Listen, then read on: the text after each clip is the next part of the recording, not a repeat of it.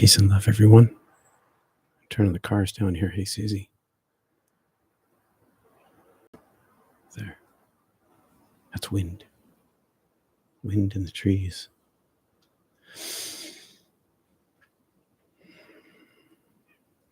Just taking a breath, listening.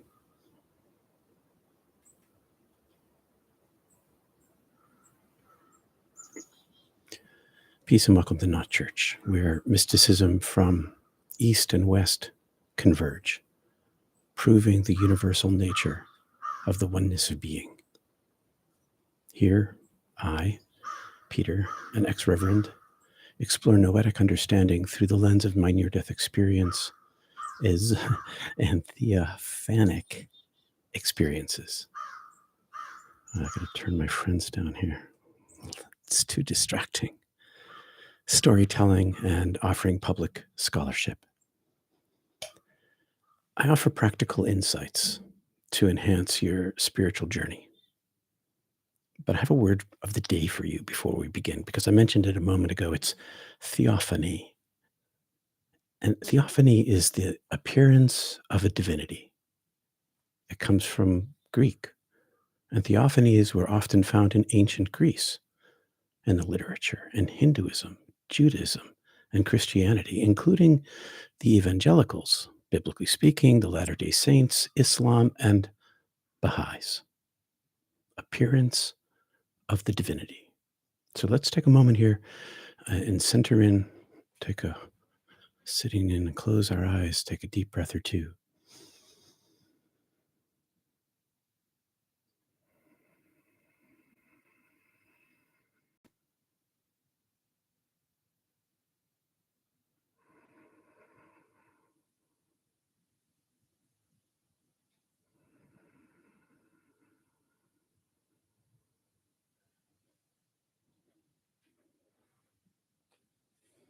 Are you guys there?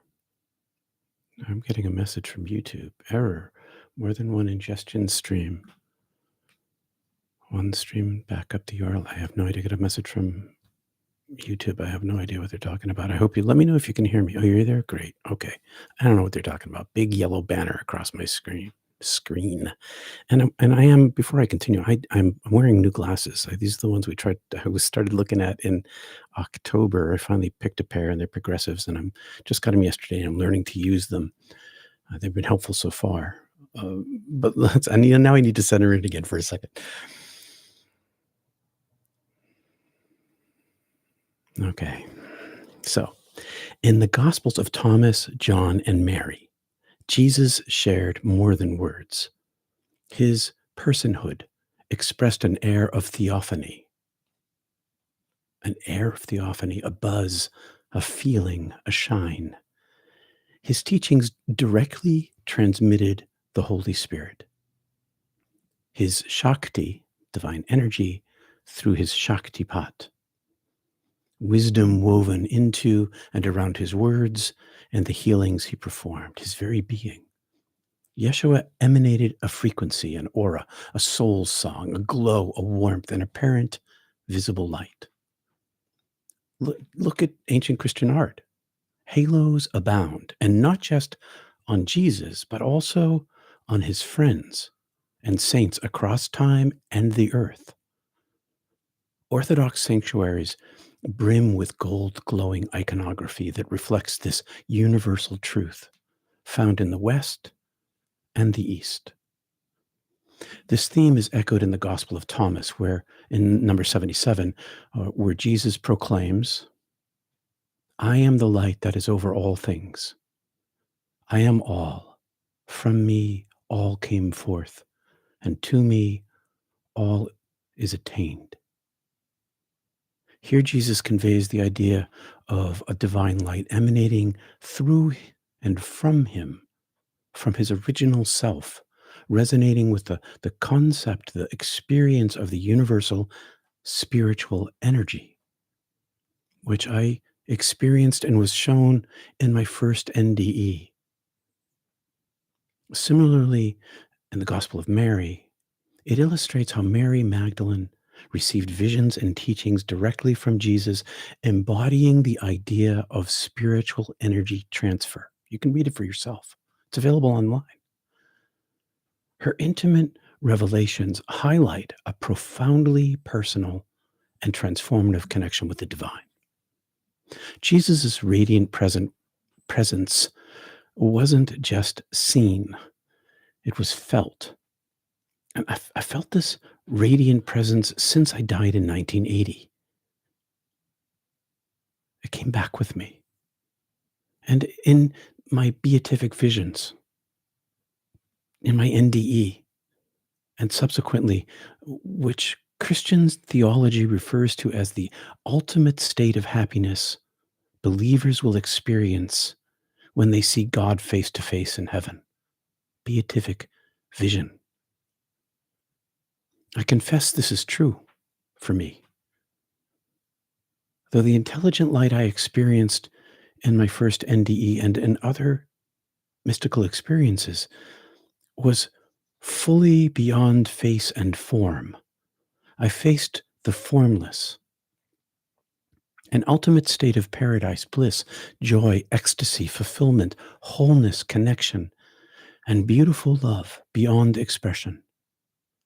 Face to face is an apt metaphor, though neither of us in this communion had faces. We shared a face, the light itself. Thy will be done on earth as it is in heaven. And Jesus was doing the will on earth as he was in heaven. And that's what he's trying to convey through his words and his deeds. His words and deeds, they radiated. And as for me, post NDE, I could see and hear revealed in the words and deeds of Jesus the presence of this radiant light woven into and beneath the words the light spoke through him. Not alone was he in this. Most powerful, perhaps. Let's take another moment to ground ourselves in this oneness, this universal oneness. Breathe deeply down your spine to your tailbone, feeling the muscles in your skin. Exhale slowly, guiding your awareness upward to your forehead. And then pause in the stillness before we continue on. Add a prayer if you wish. 3 more breaths. Down your spine to your root.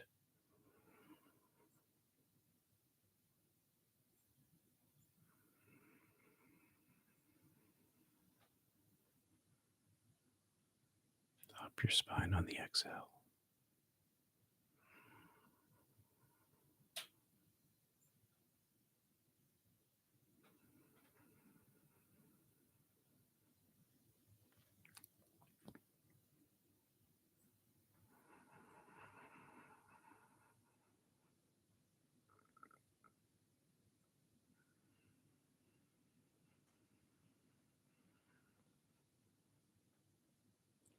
Christians call it the Holy Spirit.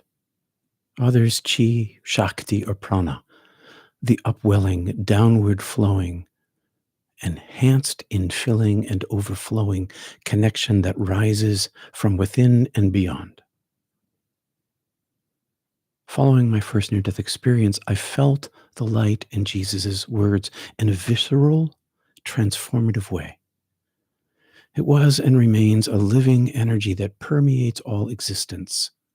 I saw it in Rumi. I see it in the Upanishads. I hear it in Lao Tzu. Yet fearing the loss of the spiritual sensitivity early on, within my first year of my NDE, I sought to nurture the connection by searching the teachings of Paramahansa Yogananda, Patanjali, Rumi, Lao Tzu, and Jesus, each pointing to this palatable energy, the prana, the chi, the Holy Spirit, a remnant of heaven itself within and able to be grown, to cultivate. This idea, this experience of direct energy transmission resonates in the Hindu idea experience of Shaktipat, where the spiritual energy is transmitted from guru to disciple, often awakening Kundalini energy.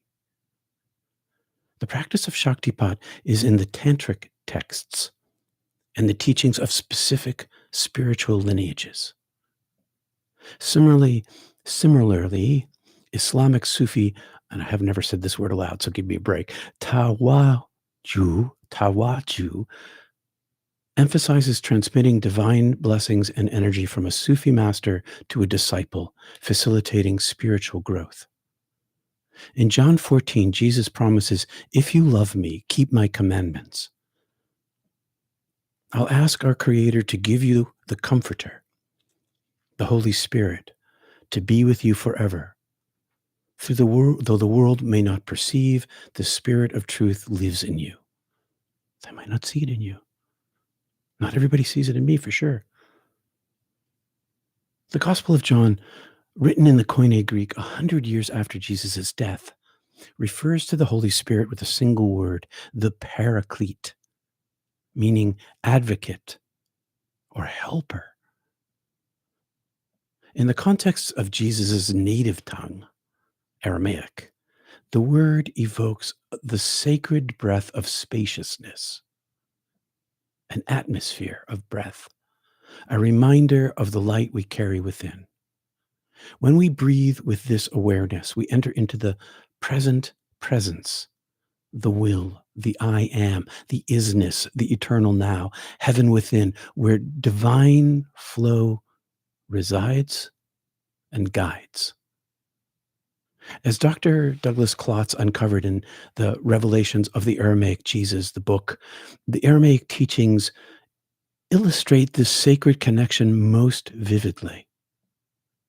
This sacred connection, hidden at the center of you, is in all of us. Jesus says in John 14, "If you love, the Holy Spirit will teach you all things and remind you of my words," giving us ongoing noetic understanding and wisdom through connection. He continued, "Peace I leave with you. My peace I give you, not as the world gives." This heavenly gift brings felt peace, healing, guidance, strength, balance, and understanding. It's the electric tingle in your hands, the warmth in your chakras, the feeling with your soul, revealing to us the higher nature of all things, empowering us to live well in the world while nurturing our connection to heaven's living essence within and around us in this physical world, in these changing times, giving us an inner stability, a place to set our feet. Jesus understood what the tremendous mystical religious traditions from around the world understand. Direct transmission is actual, and the transformation that occurs in the presence of the Holy Spirit, divine energy, the radiant prana, the chi, is the ground of our being and the present power of heaven itself in the here and now, guiding us now and home. Many who've been meditating with me for years find this new peace in their inner lives, not because of me, but because it exists in them, in all of us. It's an uncovering, a remembrance. And this peace directly and practically impacts our daily lives and those around us. Call on heaven within yourself, and it will change you and your world. Whatever your meditative practice is, set it on the ineffable energy, and you will find what you seek. The breath, the words fall away, the breath. And then when the breath falls away, there's this feeling of the presence itself. That is the goal. To be in that space of peace. The goal of the practice. And if you feel the divine energy during our time together here or at any time, when you're together without me, I don't need to be there. I invite you to share it in the chat or on the comments. You can even feel it through the recordings. I found that out when I was working in television. The energy is magnified in community gatherings like ours. in this place of isness, in this timelessness, because that's where the two or three are gathered, not in the time itself, which is why it translates across video or time in words or music, art, poetry. It gets woven in. The radiance weaves it in. And the I am is there when we gather. Should we let ourselves feel it? Peace. Hey, here. Thank you for being here. Appreciate you being here live and by recording because well, your donations and my client base enable me to be here. If it wasn't for you, I couldn't sit here and do what we're doing. And I hope that it's helpful to you. I know it's, uh, well, I know it's not accessible to. I know I'm not accessible to everyone. I'm hoping that the energy itself is accessible to everyone. That's what I hope. And your donations and my client base, you enable me to be here, and I appreciate your support. And you can visit peterpanagore.love. And next to the top of the hour, please join us for Mystical Conversation at Mystic Tea Salon, an open forum to discuss our mystical, magical lives and learn wisdom from each other in a safe environment. The link is in the description. And on Mondays and Wednesdays, we meditate for 20 minutes, following 10 minutes of wisdom talk from global mystical geniuses, 30 minutes altogether to bring peace to your day, to help you do that. And it's Kriya Yoga on Tuesdays and our study of the Yoga Sutras of Panagore. And we're now in our second year as of this month. And audio recordings are available and they remain free of charge because of your support. The divine doesn't belong to anyone. It is everyone. I'm going to look at the chat. I have a little bit of time here this morning. I have no idea what you guys are chatting about over here. Picking up, I've just seen Ascending Leo say, Happy New Year. I had a beautiful experience with Christ consciousness.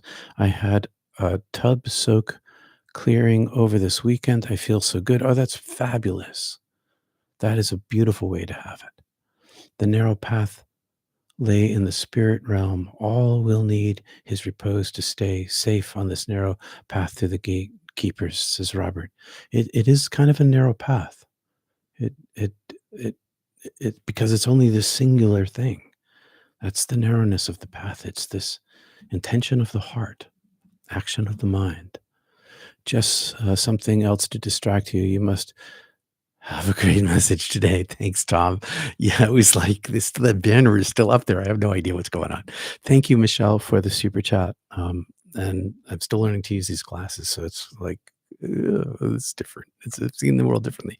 John in Providence, brother, I was thinking about you. Hey, Jennifer, you're here too. I'm so glad that you are here. And John, I am so glad that you are here. Wow, John from Providence here. Thank you once again for these words of truth, Peter. When you speak of heaven and hell as well, aren't you speaking metaphorically? These places are a state of mind. They are a state of mind. But then when I was dead, they were a state of mind. The hell I carried with me into my death created the hell I experienced. And then it was freed. And then if I was only mind, and then maybe that's a way to say this, my state of mind became heaven in death, and here on earth, it's definitely a state of mind, heaven here and hell here. It's definitely one. Mind on the other side is somewhat different because there's no language, there's no brain, there's only consciousness. But here on this side, mind is a little more concrete. It's filtered through the brain and identity and language. It's trainable and can create heaven here and hell here in my state of mind. And that's what I've done with my meditation life, for sure. Good to see you, John. And Jennifer, I'm super glad you're here today. Is this a first? I'm so glad you made it today. Wow. Hey, Brother Ed, meditation is not thinking. Happy New Year, says Ken. Hey, Ken. Oh my gosh, Ken, this is like reunion week. Ken, my gosh, good to see you, Ken. I've meditated in heartfulness community and I continue to go on, Peter. Oh, wait a second. I'm going to reread that. I've meditated in heartfulness community, then I continued to go to Peter. Uh, wow, heartfulness community is what we're talking about. What is that you're talking about? Is it like a group, a practice of a heartfulness community of practice?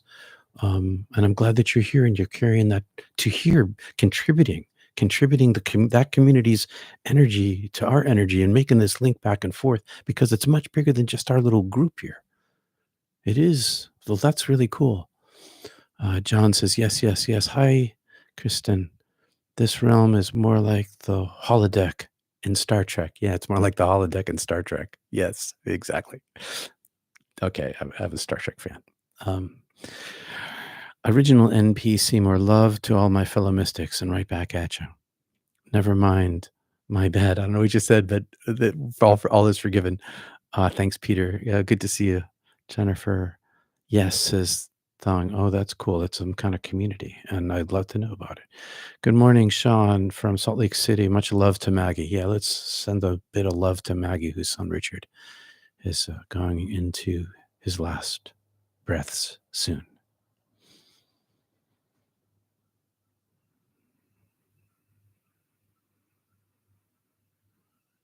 For Richard and Maggie.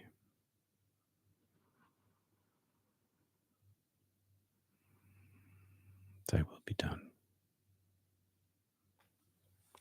Hey, quiet energy. Thank you for the wonderful message. Thank you for saying so. All right, my friends.